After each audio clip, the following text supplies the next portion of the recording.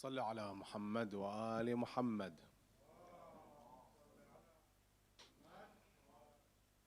أعوذ بالله السميع العليم من الشيطان اللعين الرجيم. بسم الله الرحمن الرحيم. ولا حول ولا قوة إلا بالله العلي العظيم. اللهم صل على محمد سيد المرسلين وخاتم النبيين وحجة رب العالمين المنتجب في الميثاق المصطفى في الضلال المطهر من كل آفة البرية من كل عيب المؤمل للنجاة المرتجى للشفاعة المفوض إليه دين الله. عن الإمام الصادق عليه أفضل الصلاة والسلام أنه قال: إن لله حرما وهو مكة، ولرسول الله حرما وهو المدينة، ولأمير المؤمنين عليه الصلاة والسلام حرما وهو الكوفة، ولنا حرما وهو قم، وستدفن فيه امرأة من ولدي تسمى فاطمة، من زارها عارفا بحقها وجبت له الجنة.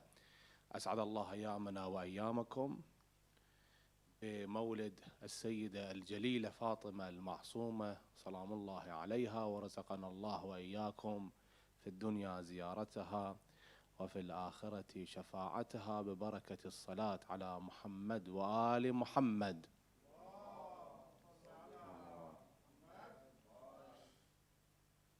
Imam Musa ibn Ja'far al-Kadhim, our seventh Imam, had more than 30 children, 18 of them daughters. From this 18, wa alaykum as-salam wa rahmatullah. From this 18, 3 were named Fatima. Fatima al-Sughra, Fatima al-Wusta, and Fatima al-Kubra, aka Fatima al-Ma'sooma. If you look at Ahlul Bayt salamullah alayhim, and even the Imams, there was this focus to name their children, if it's male Ali and if it's female Fatima, because of the animosity from the Umayyads and even from the Abbasides, that these two names, Ali and Fatima, were disliked. So Ahlul Bayt, they named whoever they had from the children, from their offsprings, either Ali or Fatima. Hence, if you look at Imam al-Hussein, salamullah alayhi Abu Abdullah, he had Ali.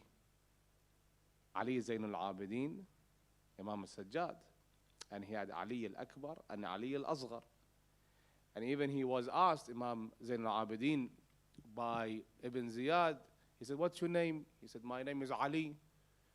Son of who? Son of Hussein. He said, didn't God kill Ali ibn al-Hussein, referring to Ali al-Akbar in Karbala? To which Imam Zain al-Abidin said to him, no, God didn't kill him, you people killed him.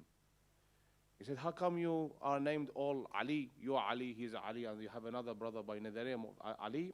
In which Imam Zain al-Abidin replied, and he said, my father, Imam al-Hussein, if he had 100 children, he will name all of them Ali. And of course, Fatima. Imam Musa ibn Ja'far al-Kadhim, he had 3 of his daughters, 18 in total. He had 18 daughters, female. 3 of them, Fatima al-Sughra, Fatima al-Wusta, and Fatima al-Ma'sooma. This lady that she's buried in Qum al-Muqaddasa. Qum is a city south of the city of Ray, or city of Tehran. If you go for ziyarah, you see there is a shrine in Qum al-Muqaddasa. This shrine belongs to this lady, Fatima al-Ma'sooma. She's the daughter of Imam Musa ibn Ja'far al-Kadhim. She lived for 28 years. At the age of 10, she lost her father, Imam Musa ibn Ja'far al-Kadhim, and at the age of 28, she was martyred in this city of Qum. She was making her way to the land by the name of Tus, aka Mashhad al-Muqaddasa, to visit her brother, Imam Ali ibn Musa al-Rida, our 8th Imam. And she was accompanied by some of her nephews and even some of her brothers. some of her nephews, and even brothers. Some of them were killed in a city by the name of Shiraz. Shah Jarrah, for example, he's one of the sons of Imam Musa ibn Ja'far al-Kadhim. He's the brother of Lady Fatima al-Masooma. His name is Ahmad. And he had a brother by the name of Muhammad, and he had a brother also by the name of Hussein. These three, two of them, Muhammad and Ahmad, was killed in Shiraz, and they're buried in Shiraz, and they have a shrine. And Hussein also died in Shiraz, died natural death in Shiraz. She was in Qom for 17 days until her death, where she was martyred. She was killed by poison by Ma'mun al-Abbasi, and then later on she was buried in Qom al-Muqaddasa. This is a very brief biography of this lady. You can't find that much more of this lady. There's not much more. If you look at in the books of history, there might be 1.5 pages and that's it. Just mentioning of who she is, her father. She is the daughter of a Ma'soom, daughter of an Imam. She's the sister of Imam, and she is the auntie of an Imam. So she's the daughter of Imam Musa ibn Ja'far al-Kadhim. She's the sister of Imam Ali ibn Musa al-Radha, and her nephew is Imam al-Jawad alayhi afdalus salati wassalam. Rarely you find an individual that three of the Imams, they mention of the merit of this lady's ziyarah. When it comes to Imam al-Sadiq, Imam al-Sadiq, her grandfather, mentions this. He says, "Inna lillahi haraman wa huwa Makkah." For Allah subhanahu wa ta'ala, there is a house, a haram, a shrine, if you may. Shrine is where you go visit, or a house that you say this is Baytullah, and that's Makkah al-Mukarramah. And then, where لرسول الله حرما, and for Rasulullah there is also a haram, and that is what? Medina al-Munawwara. Medina al-Munawwara, if you go inshallah for Umrah or for Hajj to Hijaz, we call it Hijaz, we don't call it Saudi Arabia, we call it Hijaz. Yes? If you go to Hijaz for Umrah or Hajj, for pilgrimage, you go to Mecca al-Mukarramah, al-Muqaddasa. This is where Kaaba is, and Baytul Haram is, and then you go to Medina al-Munawwara. Medina al-Munawwara is where Rasulullah sallallahu alayhi wa alihi wa sallam is buried, and right next to the shrine of Rasulullah there is a big cemetery, huge cemetery by the name of Baqi' al-Gharqad. Four of our Imams are buried there. Imam Hassan al-Mujtaba Karim Ahl al-Bayt, Imam Ali ibn al-Hussein Zain al-Abidin, Imam al-Baqir, and Imam al-Sadiq. And also there are others from the companions, from the wives of the Prophet, from the mother of Imam Amir al-Mu'minin Fatima bint Asad, and other people. There are many buried in where? Baqi' al-Gharqad. And then the Imam says, وَلَا أَمِيرَ الْمُؤْمِنِينَ حَرَمًا وَهُوَ الْكُوفَةِ. And for Imam Ali ibn Abi Talib, there is also a haram that is Kufa, where Imam Amir al-Mu'minin now is buried. وَلَنَا حَرَمًا. And for us, Ahl al-Bayt, there is a haram, and that's Qom. وَلَنَا حَرَمًا وَهُوَ قُم. وستدفن فيها امرأة من ولدي تسمى فاطمة من زارها عارفا بحقها. Keep that in mind. عارفا بحقها وجبت له الجنة. We're coming back what that means, عارفا بحقها. And then there is another hadith from Imam al-Radha. I said her grandfather, and then you jump to her brother. There's no hadith from her father in regards to the ziyarah for this lady. We're talking about the ziyarah. Ziyarah meaning the visitation. You go to ziyarah of this lady. There is a hadith from Imam Ali ibn Musa al-Radha. Imam al-Radha is our 8th Imam. He's buried in Mashhad al-Muqaddasa. Imam al-Radha also mentions a hadith. He says, "Man zaraha falahul jannah." And then there is a hadith from Imam al-Jawad. Imam al-Jawad is Lady Fatima Ma'sooma's nephew, where he says, "Man zara qabra ammati, man zara qabra ammati biqom falahu al-jannah." Let's go back to that first hadith. من زارها عارفا بحقها. عارفا بحقها. Because today, if you look at majority of the people when they go to the ziyarah, it's about this. I take a selfie with the haram, I go buy some souvenirs, yes? I, you know, upload some pictures on Instagram or on my Facebook page. Hence, Facebook page these days is only for the really adults, very old people. But when it comes to Instagram, we are most likely on Instagram. So you see this in the haram. You see people taking a selfie with a tomb, with the dharih of Waliyullah, or with the dharih of the Imam. For them, it's like visiting a museum. And that's not right. When you go for a ziyarah, you should know who you're doing the ziyarah for. Who's that person you're doing the ziyarah for? It's not just because people, they go there, hashrun ma'an nas ya'id, because they see people go there, and you go there. And I see, mashallah, in this majlis, all of you are young lads, and I imagine for the ladies also, we have young ladies. So as far as we are concerned, when it comes to Ahlul Bayt, we have to first know who they are, and then go for ziyarah. When it comes for Fatima and Masooma, you know that she is the daughter of an imam. She's a granddaughter of an imam. She's known as Fatima al-Masooma. Masooma meaning what? Infallible. She's not infallible in that sense, but she's known for that. And she is the narrator of hadith from her father. There is a lot of hadith, more than 100 hadith that she narrates from Imam Musa ibn Ja'far al-Kadhim. And there is that closeness between Imam al-Rida and Lady Fatima al-Masooma. Now you might ask this question, why do we have so many Imam Zada, we call them, the sons of the Imams, especially Imam Musa ibn Ja'far al-Kadhim? They're buried in all over. They're scattered around in Iraq and in Iran. Because of the Abbasid Caliphate. When it came to the Abbasids, they had this animosity toward the Ahlul Bayt, even though the Abbasids are the cousins of Ahlul Bayt. And there is also that saying that the Umayyads, Bani Umayyah, who are the Umayyads? Abu Sufyan, Muawiyah, yes? Yazid ibn Muawiyah, and Muawiyah the second. And we have a couple of others that came, Marwan ibn al-Hakam, and to the last one before they were all killed by the Abbasids. When the Abbasids came into power, the Abbasids they had this idea, and that was the slogan, that we fight al-Rida min Ali Muhammad, and we are fighting to give back the what? The rights of Ahlul Bayt back to them.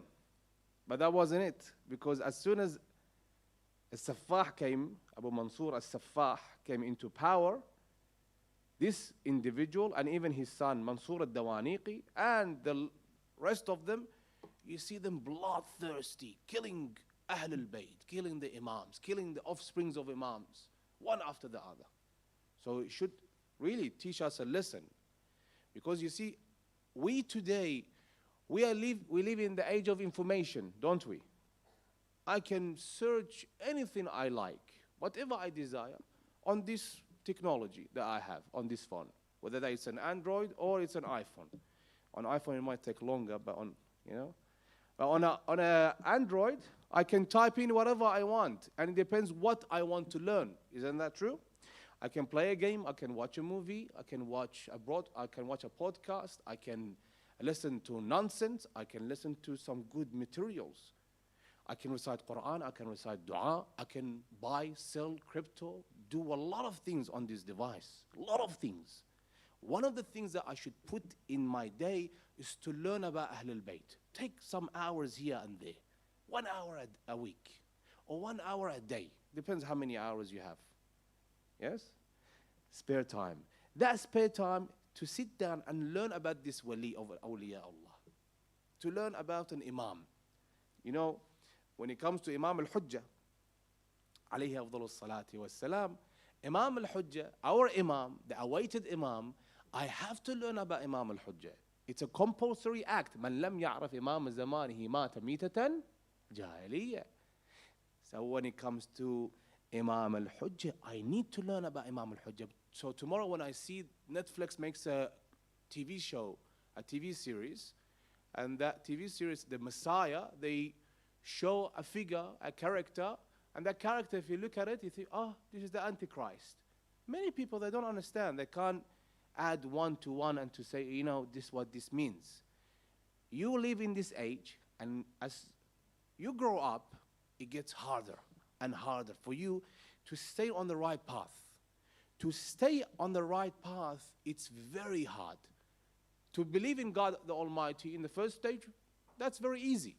But to stay on the right path and to continue on the right path, it's very hard. That's why you see one of the ad'iyah of Lady Fatima al-Masooma salamullahi alayha is this: Allahumma inni as'aluka an takhtima li bis-sa'adah. What does that mean? What does it mean? Who here can explain what this dua, this brief dua means? Allahumma inni as'aluka an takhtima li bis-sa'adah. Shaykhna? Do you know? Happiness? Happiness, is it? Or just to sign off on the right path? That's what it means, yes? That sa'adah is not just, it's not happiness. It means that I end my journey in this life on the right path. You know how many people they started right, and when it came to the last moment, what happened to them? They, went to the wrong path. We have many of them in history. Many examples. Barsis al-Abid, for example. Bal'am ibn Ba'ura. In Surah Al-A'raf, Allah tells us the story of Barsis al-Abid. Yes? Barsis al-Abid, just listen to this. He worshipped God the Almighty for 70 years. How many years? 70 years. So that's me and a couple of other of you, Shabab. All together, we become 70 years of age. On the last moment, he was about to be hanged for his crimes. Shaitan came to him. He said to him, I'm Shaitan. I'm Iblis al-Abalisa. Do you want to be rescued? He said, yes. He said, bow down before me. Prostrate before me. He said, how? I'm tied up. I'm about to be executed. I can't. He said, just blink. And that is your prostration before me. Last moment, he blinked. I think this is a prostration before. And he died. Abid, a worshipper of Shaitan. 70 years is worshipping God the Almighty. But the last minute, the last second, he closed and opened his eyes. That's it. I'm worshipping you. Who? Shaitan, Iblis al-Abalit. Allah in the Quran al-Karim, Allah describes him as a dog. A dog, kalb. Allah says, it's like a kalb. إن تحمل عليه يلهث أو تتركه يلهث. This is what? So starting on a right path is not something you might think, this is it. I started on the right path. Continuing on the right path and ending your journey on the right path, that means you sign off. On the right path, this is where it's very important. That's why the Sayyida, Lady Fatima al-Masooma says, Allahumma inni as'aluka an takhtima li bis-sa'adah. There's another dua from Imam al-Sadiq. He says, this is dua from the Prophet. The Prophet said, in the end of time, this is the end of time, the major occultation. You know the major occultation now? The major occultation is where we're living right now. Ghaybat al-Kubra. The Imam al-Sadiq, our sixth Imam. So how many Imams do we have? 12 Imams? Yes? 14 Ma'sumin. Imam al-Sadiq says that recite this dua, Ya Allahu, Ya Rahmanu, Ya Rahim. What does he say? What comes after that? Ya Muqallib al-Qulub, Thabbit Qalbi ala Dinak. So the Imam says, recite this dua anytime you can. During your salat, in your qunut, recite it. After salah, recite it. Before you go to sleep, recite it. So this is a dua that you recite in the end of time. Why? They asked the Imam. He said, because a lot of people, they start great, but they end up going downhill. They change. Why? Because of there is so many materials out there that changes their path. But as a young community you have today here, you should come up and say, what do I do to safeguard myself? Last Jum'ah, when I was in Al-Mahdi Mosque, one of the shabab, one of the youngsters, he asked me, Sayyid, I come for Salat al-Jum'ah, I come for Dua al-Kumail, I do this, I do that. And sometimes when I go into haram, I just fall into haram. I can't hold on to myself. You know, I do this and that. I said, don't tell me what you do, but why do you think that is? Why do you think so many people, they come to the mosque, they recite Dua al-Kumail, they come to Salat al-Jum'ah, they recite Dua al-Nudba, they do Ghusl al-Jum'ah, they're very religious, but when haram comes, they fall into haram. Why is it? Who here can tell me? Why do we sin? It's because of the pleasure of the sin? So why do we sin? Desires? Ahsant. And because sin itself, what does shaitan do with the sin? How does he portray it before us? Makes it look good. Ahsant. And this is in Quran al-Kareem. What's the ayah in the Quran al-Kareem? زَيَّنَ لَهُمُ الشَّيْطَانُ أَعْمَالَهُم. Shaitan comes and decorates this sin. But if you look at the reality of it, it's disgusting. Smells bad. For example, one of the sins that is lying, kadhib. You don't smell the mouth of a liar, but the malaika, they smell it. So as soon as you lie, the malaika, they fly away. They say, I don't want to be near this individual because of the stench that is coming out of his mouth. It's not that because he hasn't brushed his teeth. It's because of the sin that he's sinning. When it comes to haram, you might think haram food. You might think this is a delicious food, has all these herbs, marinated. MashaAllah, let me sit down and have this chicken from Nando's. For example, I like chicken from Nando's if it's halal. They have the best chicken, Nando's. But I sit down, it's halal. I have that taste. I say yes, because it's halal, it's halal. It has that beautiful taste, beautiful aroma. If it's haram, it stinks. And the haram has an effect on an individual. Understand? So, see the decoration here? This is the decoration for the birthday of this lady. Salamullah alayha. That's what shaitan does. Shaitan takes a sin and decorates it for you. What did he do with our father? Our father is my father, your father, by the name of Adam. What did he do with Adam? He came to Adam. He said to Adam, eat from that tree. The Christians say it was apple tree. We don't know. It might be apple, might be orange or pear. God knows what it was. But anyway, whatever the tree was, or it might be lemonade. So whatever the tree was, he came to Adam. Adam refused because he said, no, God told me not to eat from that tree. He went to who? He changed. He said, I can't break Adam. Let me go to Eve. Eve is Hawa. Hawa, when he went to Hawa, he changed his story. He said, listen, you want to stay here? You want to be here forever?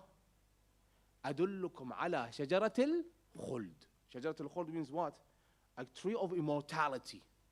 You eat from it, you're going to stay here. And God doesn't want you to eat from it because he wants to kick you out. So, what did shaitan do?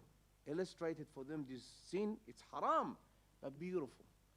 So Eve came to Adam, and the rest became history. And we are now here. And some people, they blame whom? Our mother, Eve, for these.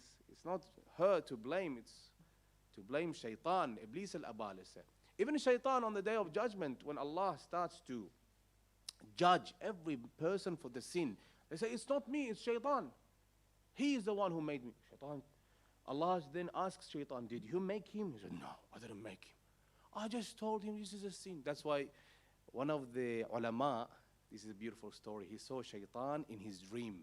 Shaitan is Iblis, Lucifer, whatever you want to call him. He saw shaitan, Iblis, in his dream. He had different strings, ropes, chains, and he was pulling on them. He said to this shaitan, what are those chains and ropes and strings? What do you do with them? He said, everyone is different.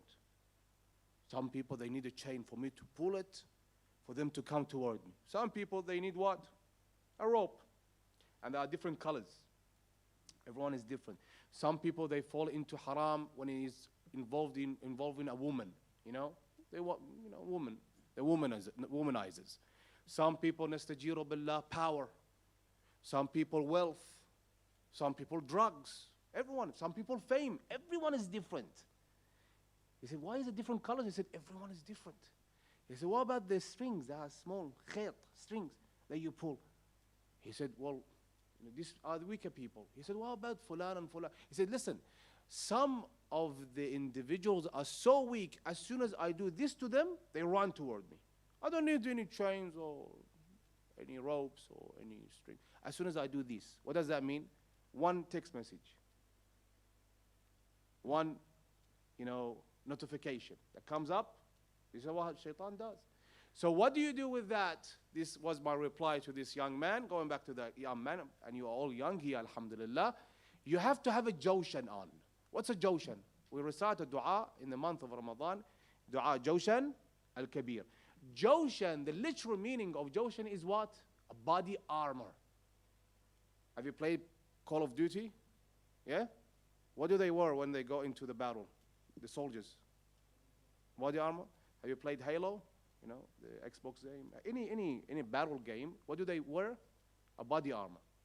And sometimes some games that give you a stronger body armor for you. It doesn't pierce your body. What doesn't pierce your body?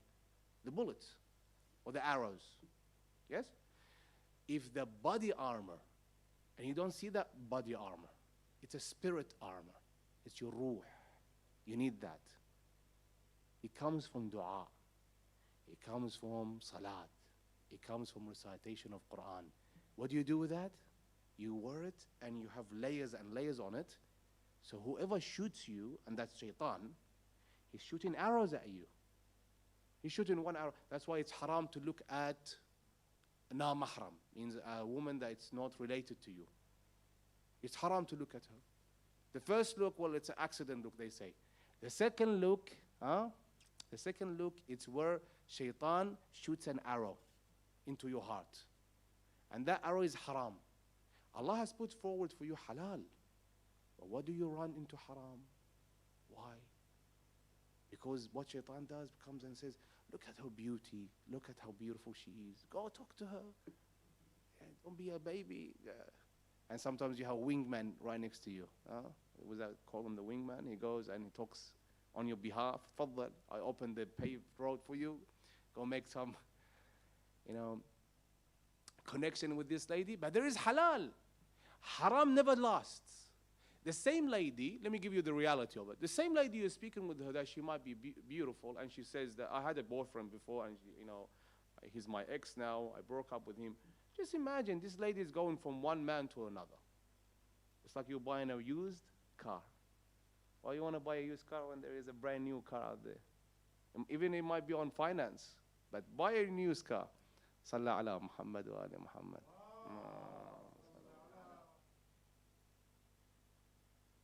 Starting on the right path and continuing on the right path. Open your eyes. Always be on alert. Who drives here? By show of hand. Yeah. Do you drive blindfolded? Yeah? Can you drive blindfolded? No. Why not? I was driving from Campbelltown to here. I have to open my eyes all the way. Open my eyes. I can't open, Netflix or whatever on my phone and watch that and just go, oh, you know what? I'm just going to watch the TV show or whatever. I don't have Netflix. I'm just giving an example. I don't do that because I have to be always on alert. Why? Because there's cars coming. There's an intersection. There's red lights. There is cameras. Life is like that. You have to be always on alert. Always. Always you have to be checking the mirrors. Always you have to be checking who's going to come and suddenly crash you.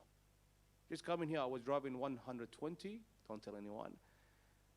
Someone behind me was blinking. And he drove 140 before me. Just imagine. Just a moment. That person can just crash me. This is how life is. Shaitan throws arrows and shoots arrows at you. You have to have that body armor.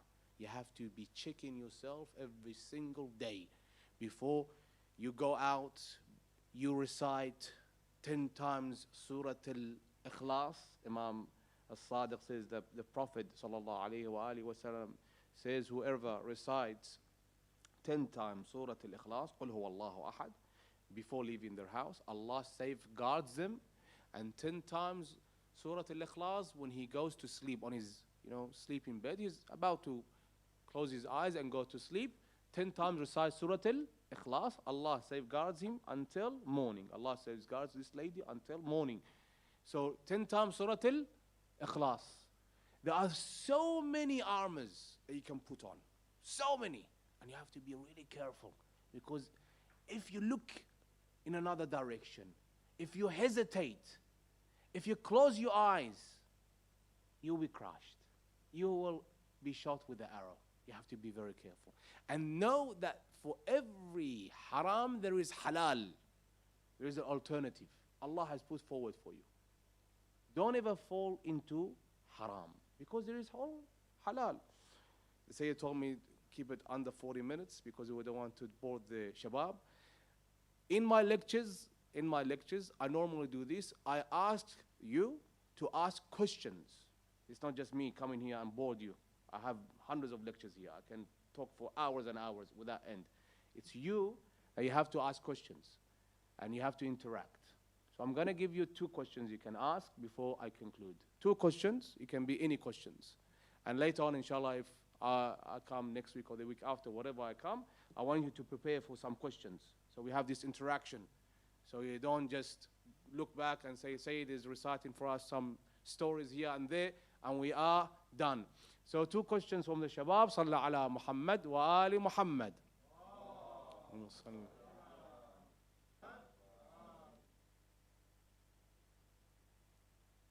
تفضلوا. Why are you shy? Huh?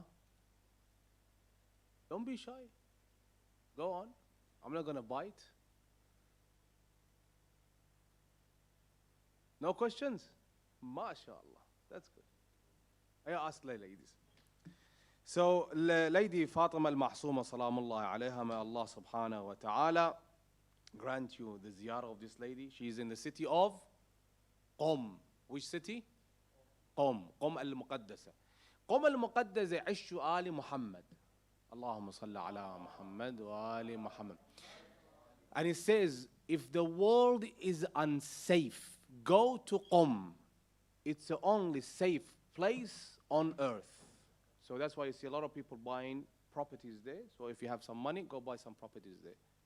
Qom is the only safe place. And we have a hadith that Imam al-Hujjah, alayhi afdal salatu wassalam, wa ajjal Allah ta'ala farajahu sharif, rises from 2 places. One from Mecca and the other from Qom al-Muqaddasa. Tafadhal, Sayyidina. They're sending it now. So, Shabab, no questions from you? Yeah, go on, Sayyidina.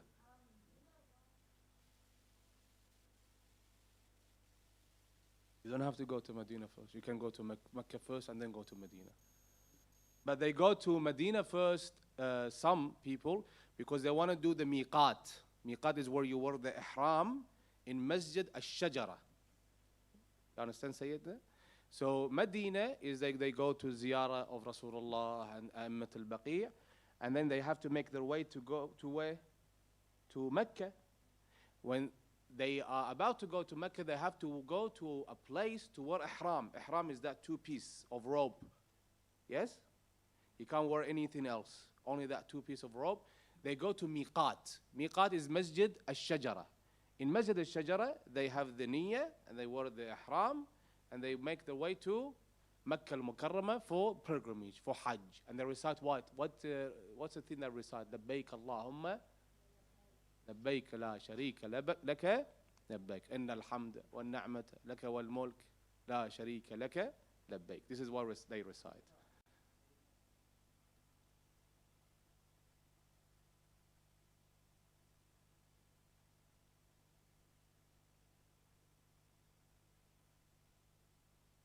No.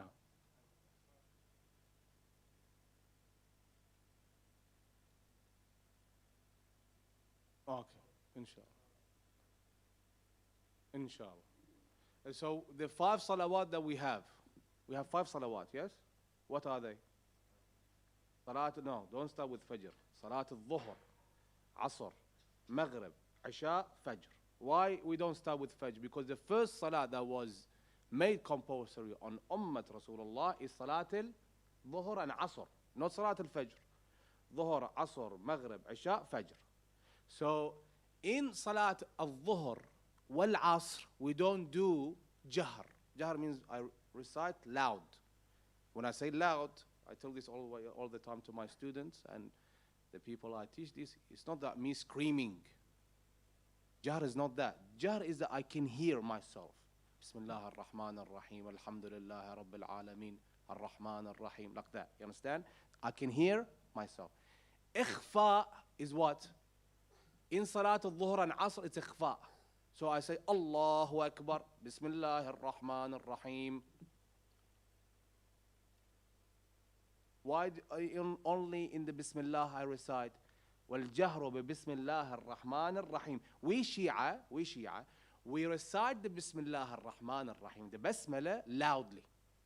Now, other school of thought, they don't do that. They go, Allahu Akbar, Alhamdulillahi Rabbil Alameen. Did you hear me saying Bismillah? No. That's how the other school is. But we are Shia. In Salat Maghrib, Isha, and Salat al-Subh, these three Salat, I recite what? Jahr. Loud, that I can hear myself.